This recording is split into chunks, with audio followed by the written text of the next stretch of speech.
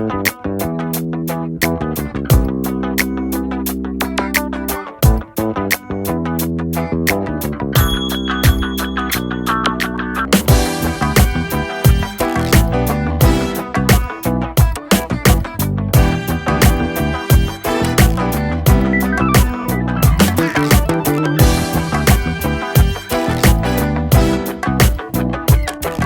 up, everybody? It's your boy Nasty Backpack out here today with Paloma the Barber.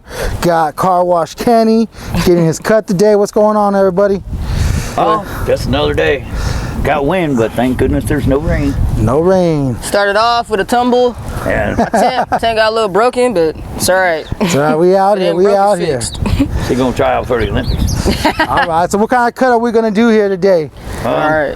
Pretty much just I don't know, like shave the sides down like all the way straight up. Nice little fade. Yeah. Little fade. Okay, there you go. All right. And how every so often, since you're out here in the streets, how every so often do you get a haircut? Well, I'm lazy and don't like shaving my face, so when I have the money, I get a haircut. Well, I get a haircut about once a month, but I always get a shave about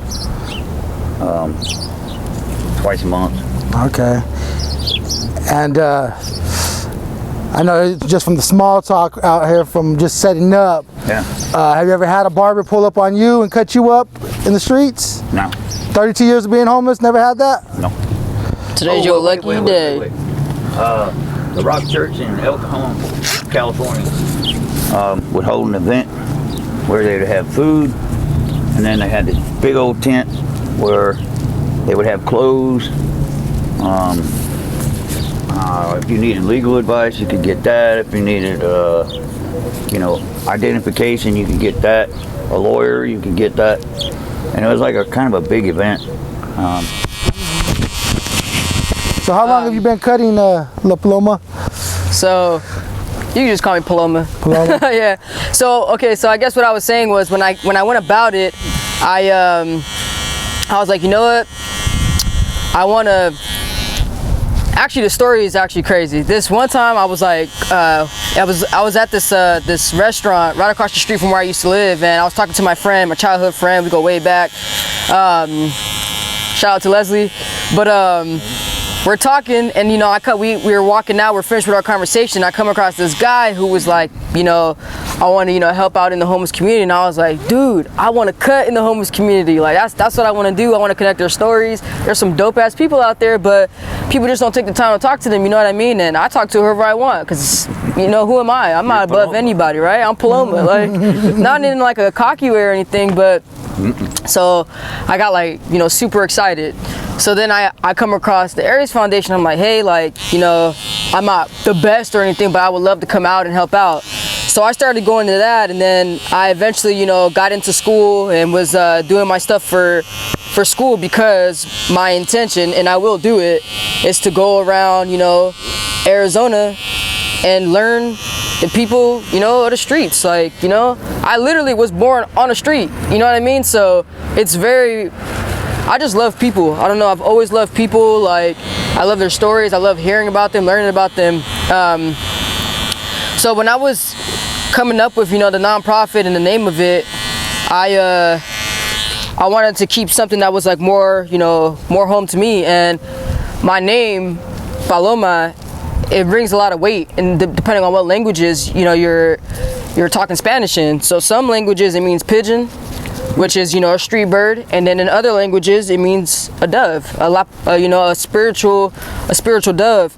And to me, that was a no-brainer. Like, oh sweat, my name means two different entities, and depending on the language that you're talking to, and I'm literally two of those things. You know what I mean? Like, I was born on the street. I love being on the streets, helping out, loving seeing like inner cities and like street life and street art.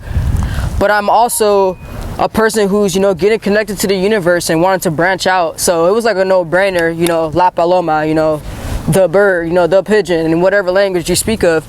So when I came up with Cutting Homies, I was telling my friend, I was like, man, I really want to stick with Cutting Homies. Like, I don't want something that's like catchy or anything. I just want something that's going to point out what I want to do. So at first they were like, oh no, man, you know, it kind of sounds, you know, like it could sound messed up. But I was like, you're my homie. So I can cut you up, or I can cut somebody on the street, and we're all homies. You know what I mean? Just because we're friends, and just because, you know, I meet somebody random on the street and learn their story, like, we're all homies. It has nothing to do with them living on the street. Because you could be considered homeless and have a place to sleep at every night. You just don't own the property. So that's homeless. You know what I mean? Like, so when I came up with the name, I was like, you know what? I'm sticking to it. This is who I am. I don't care about opinions. I don't care about none of that, because it's not about what people want. It's about what I want to do. And so now this is kind of like how I just been stuck in it, and I love it, and I'm gonna branch out and grow someday. I'm excited about it, but this is the baby steps. You know what I mean? Yeah. Is this the first time you recorded a cut live? Yeah, essentially, yeah. There was this one time I did it. I met this one guy. His name was Ishmael. He was so cool too. And my little brother was there. He helped out with the video, but he's not a videographer. So it was like, you know. And then the hardest part about it was, I found that, like, for the first time, like, I wasn't being authentic. You know what I mean? And I don't want it to be like, hey, we're on camera, capture this, capture that. You know, that's not me. It's never going to be me. I'm always going to be consistent to who I am. So I was just kind of like, you know what, scratch it, don't post it, whatever. Like, you know what I mean? So nothing came about that video. So this will be for sure the very first, I guess, official episode, you know, of basically what it is that I want to do and what I'm going to do eventually. And what me and Paloma are trying to do is we're going to get more of these videos going, where we do go travel to community around the city, around our city, around Casa Grande, around Mesa, all the surrounding cities, doing free haircuts for those who are needing them, and just hearing their story while we do it. Lost my job working at a call center, and I started applying everywhere just to try to get a job, because it was around the holidays, and, you know, I have kids. And I landed in a methadone clinic doing transportation, and worked my way up there. Did that for about 6 months. Fell in love with all the clients there, because, like you said, everybody has a story. And when you come from substance abuse, you know, people that don't come from substance abuse don't know that story, don't know how that story starts. And if we don't know how that story starts, we won't know how to fix that story or change that story. And so, working out of a methadone clinic, I worked my way up from a transportation coordinator to the front desk, to working at the front desk, to becoming a case manager, and now a clinic lead for 2 clinics in the valley. And I figured if I could figure out how to change the people's lives in this clinic, I should take it to the streets and see if we could try to figure out how to change people's lives in the streets. And so that's how I got out here. I met Paloma at the Aries Foundation that they do on Tuesdays at JC Park. And we just started with conversation, and now we're here working on this project. How did you and Car Wash Kenny meet? Oh man, that's a story right there in itself. Yes, sir, baby. Go ahead and start that off, Car Wash. Huh? How'd y'all meet? Oh, I was out at Food City over here, the big one, off of Florence. And I was out there panhandling. And I was getting ready to leave. And this fella pulled up on me. And we kind of got to talking. And, he pulled out his old video equipment and made a video. We've known each other ever since. Since then, Good times, bad times. Hey. Dude keeps coming around, man. I can't get rid of him. You know, to add to that, Kenny, What's that? is that a lot of times you don't know who really rocks with you until you face those terrible times, because everybody's your friend when everything is great, but it's the ones who really help you out when you're at your worst. You know, you don't got nobody to turn to, and that's the difference between knowing someone is, you know, authentic and there to help you out, and they're not in it for whatever it is that they're in it for, and they're in it for your best interest. Everybody wants easy. You know, that's the world that we live in. Everything is easy, accessible, no work, no challenges. They just want it so easy. But how you know who's authentic and who's your friend if you don't enter into challenges or traumatic issues, and there's those people are not there to help you out? You know what I mean? Wow. And they were like, man, you're gonna draw attention to it. It's like, dude, the cops already know what you do, man. You draw attention to yourself. And that's when they start threatening, you know, you better get out of here, we're gonna kick your ass or whatever. So I said, hell with it, man. I got on my bike and I just rode. That mountain coming out of the valley was the worst. It's like 16 miles up. Heck no. Oh, wow. 10 miles across the top, you hit Hukumba. That's the rest area. You panhandle and make you some money. And actually, I had the drums, so I said, hell with it. At first, I was a little leery. Sorry, thank you. That's okay. So right now, you trying to put the drum set back together? Is that what I'm you're? gonna buy me a brand new one. It's cheaper. Just buy You trying a to whole put it brand new together? one? Yeah. Why don't you try to sell what you got for parts? It has no parts. There's nothing of value on there on that set. I hate to say it, but so I'm gonna call it Wash Kenny. How did the name Car Wash Kenny come about? I was living in the woods in Castleberry, Florida. It was a old pine patch where they had, like, you know, they planted the pine trees 10 feet apart. So instead of getting a tent and all that crap, basically what I did was I went and got a shovel, some wire, some hurricane straps, a pulley. I got a shower. Some lady gave me a box spring and a mattress. I had a shelf. And I figured, well, hell, I hate begging, so why don't I just start a car washing business? So the next month, I had the trailer. So the next month, I went and bought a vacuum and a extension cord, water hose, professional, you know, like, it's not called Armor All, but I used to get my product from Mako. It comes in concentrate, and then you can water it down. So Last longer. yeah, you can get out of 1 gallon of product, you can get like 3 spray bottles full of 32 ounces. Okay. And so I made me a little sign. I went to the liquor store because they used to let me stock the liquor, the shelves, the cooler, and they told me I'd drink as much beer as I wanted. I was like, this is cool, all right. So I go in the back and stock the cooler, and I showed up one day in the parking lot out in front of the liquor store, put up a sign, and the guy that was working there at the time, he came out and was like, man, what are you doing? I'm trying to, you know, get people to let me wash their car. You know, or like you were talking about, you know, do their tires or vacuum the inside, you know. And so a fellow that worked at the store started calling me Car Wash Kenny, and it's stuck. Policy for homeless people. If you're homeless in Castleberry, the police will come and tell you to go to Orlando, or go up the road north, or go south, east, west. They don't care where you go, just get the hell out of Castleberry. Oh I wow. was like, damn. Cold-blooded. When I had a set of drums, I set up right in the parking lot in front of the what they call the Einstein Bagel. And I cracked my ass off, dude. And I left the drum set up, and I ended up sleeping behind the drum set. I put my bike and my trailer around and left the drums there. And I slept between the drum set and my bike and my trailer.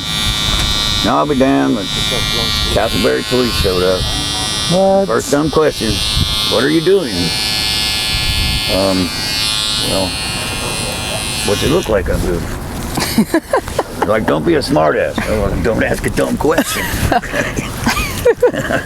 I'm getting ready to pack up and go. Okay, we just want to let you know we have a no tolerance for homeless people in Castleberry. You're gonna have to go somewhere else. Okay. But yeah, I lived in a pine patch. It was cool. Kept it clean. Took out my garbage. I was even gonna get chickens and plant a garden. You gonna get chickens and plant a garden? Yeah. Damn. Go sell eggs for 75 cents a dozen. Hey, free range? Yeah. Yeah, they're free range in the woods. Hey, them free range eggs is better than the commercial ones, man, I'll tell you that. And they cost less too. Free range? Really? Nah. Get that more The The Amish people, where my friend lives in Kentucky, they have chickens, and they got these cool ass little coops where it'll hook to a tractor, and the bottom they just move the coop over a spot of grass, and they let the chickens pick at the grass, and they feed them green and everything.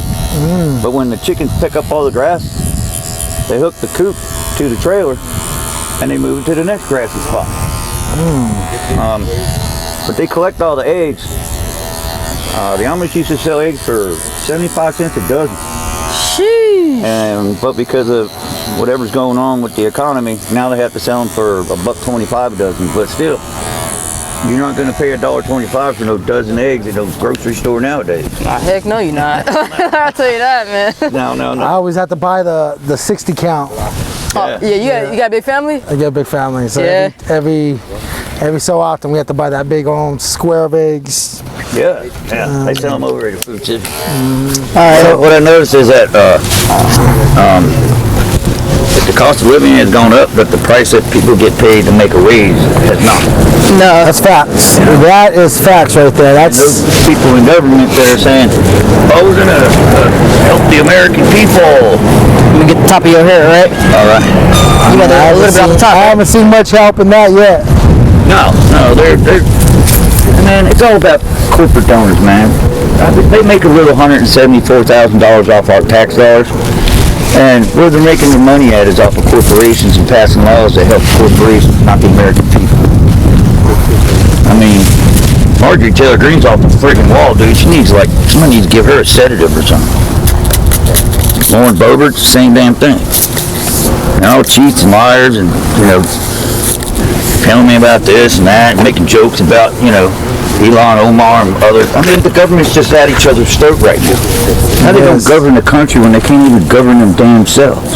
That's facts. I mean, come on. They're like a bunch of kids in a sandbox. Well, I want to build a sandcastle, but you're going to do it my way. No, you're not going to do it my way. Okay, Billy, I'm going to tell on you that you did this. Oh, come on, man. That's 4-year-old child shit. The adults, they're the most dumbest, educated people I've never met in my life. That's facts. Come on. So I don't worry about it. Just you guys you're entertaining. It reminds me of the old soap opera, As the Stomach Turns. People are stupid. That's facts. I don't think people are stupid. I just think sometimes we can be selfish and uneducated. No. I think they need to go back to Harvard or something, because if these people are coming out of Harvard and Yale and all these Ivy schools, they're pretty damn dumb to me when you can't even get along with people. Man, right now, man. Kill it.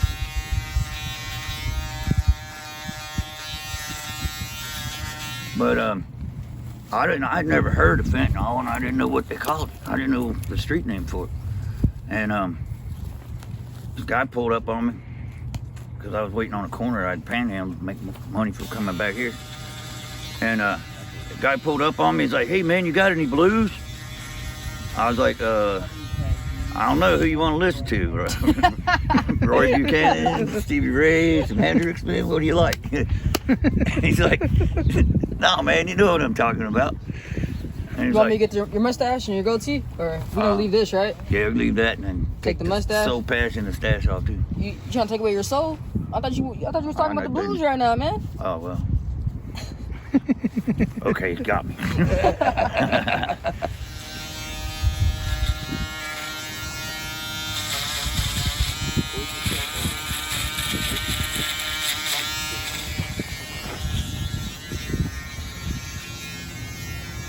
Oh wow, check it out. How's that? Who that? Hold on now. Car wash Kenny right now. Oh man. But Car wash Poppy. You're gonna change your name to Car wash Poppy, yeah. So what's your message to the world, man? Well, I don't know, man. I don't think anything I'm gonna have to say to them is gonna change. I disagree on that. Crazy Karens punching people on a damn airplane. Crazy Karens cutting up the people about, "Well, you're having a party on your yard." So what? Just be easy with each other, man. Quit being, quit watching so much damn Fox News and CNN, man. Rest your head a little bit. Cause I don't know. I just mind my own business. Don't come up on me and tell me I'm doing something I'm not supposed to be doing. You know, we're trespassing. You're on private property. Blah blah blah blah blah. Yeah, so what? I stayed at that park for a month. Nobody bothered me. Then somebody came by with their dog. So, but I did get my my warrant squashed. I got that call last week. Good for you there. Hell yeah. I was honest with the judge. I told him, look, man, I'm stuck on a book at the park. I wouldn't go to crap myself in the court, you know what I'm saying? And they called me back a couple days later and was like, oh, your warrant has been squashed. And your next court date is February the 3rd next year. Okay, cool. There you go. Y'all heard it there. Paloma, any last words? Nah, spread love, give out hugs, and just talk to somebody, you know? Like I said, people in the community, I don't even want to, you know, keep calling them homeless or any of that. Just they're normal people too. They all got stories. We all have stories, whether you got a lot of money or you got a little bit of change. And at the end of the day, it's love. I think that's the focal point of, you know, humanity that we're missing right now is genuine love, not just the sake of, you know, putting on your taxes or whatever, but like spread love, share conversation, and, you know, do it out of the goodness of your heart.